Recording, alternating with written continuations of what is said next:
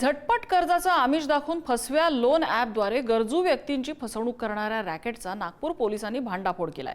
मस्त मनी या फसव्या लोन ॲपद्वारे आतापर्यंत हजारो व्यक्तींची फसवणूक केल्याचा संशय व्यक्त करण्यात येतोय। हा आकडा 200 कोटीहून अधिक असल्याचा अंदाज व्यक्त करण्यात येतोय। कशी ही फसवणूक करून लुबाडण्यात येत होतं, आपण बघूया हा रिपोर्ट।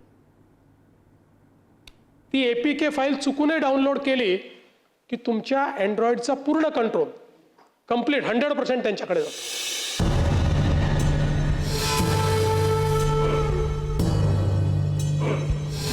एकीकडे मुख्यमंत्री सभागृहात सायबर सुरक्षेचे धडे देत असताना तिकडे त्यांच्याच होम ग्राउंडवर म्हणजे नागपुरात एक मोठ्या सायबर गुन्ह्याचा पर्दाफाश पोलिसांनी केलाय।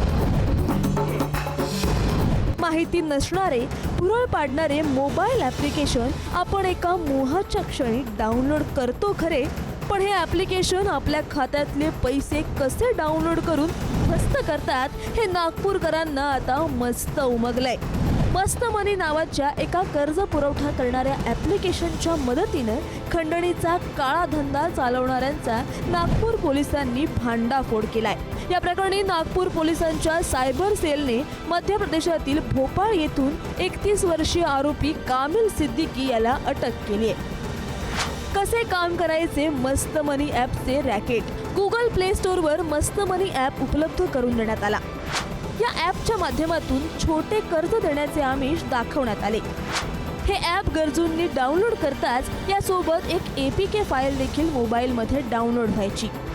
ॲप डाउनलोड होताच मोबाईलचा संपूर्ण कंट्रोल आरोपींकडे जायचा, ज्यामध्ये फोटो गॅलरी, वैयक्तिक माहिती, संपर्क, व्हिडिओज, ईमेल सर्व काही आरोपींना ॲक्सेस व्हायचे। मोबाईलमधील उपलब्ध असलेले फोटो मॉर्फ करून अश्लील फोटो तयार करायचे। हे फोटो सार्वजनिक करण्याची धमकी देऊन पीडितांना ब्लॅकमेल करायचे। बदनामी आणि मानसिक दबावाच्या जोरावर लाखो रुपयांची खंडणी उकळली जात होती। एक लेडी हमारे पास आई जिसने एक मस्त मनी करके ऐप डाउनलोड किया था। वो ऐप डाउनलोड करने के बाद उसने स्मॉल टिकट साइज लोन एक 20,000 रुपये का लिया था। वो 20,000 का लोन लेने के बाद उसने वो परत एक 7 दिन के अंदर 26,000 रुपये परत किए। पैसे वापस करने के बाद ऐसा निष्पन्न हुआ कि उसका फ़ोन जो है वो कॉम्प्रोमाइज़ किया गया।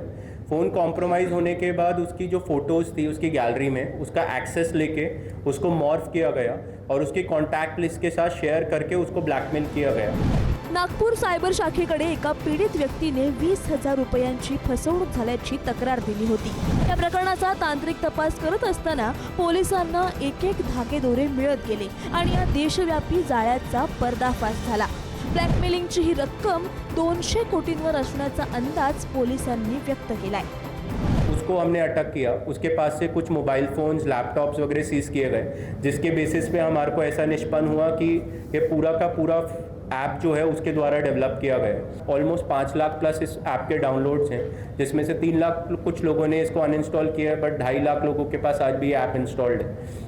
अगर हम एवरेज भी देखें तो इसके अंदर ऑलमोस्ट 200 CR प्लस का फ्रॉड ऐसा हमें आज की डेट में अपेक्षित है।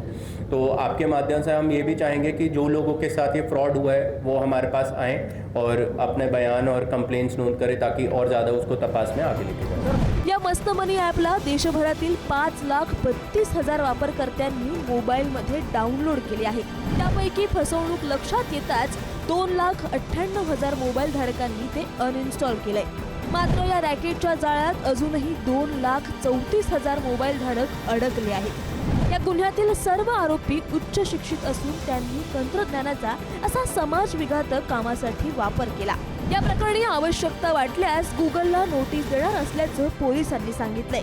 तपास होत राहील, मात्र तुम्ही नक्की लक्षात ठेवा, कोणतीही फाईल किंवा ॲप्लिकेशन स्वतःच्या मोबाईलमध्ये डाउनलोड करताना प्रत्येकानं अलर्ट राहणं आवश्यक आहे, अन्यथा आपणच आपल्या वैयक्तिक आयुष्याची दावणी गुन्हेगारांच्या हातात देऊन बसू। जितेंद्र शिंगाडे, पुढारी न्यूज, नागपूर।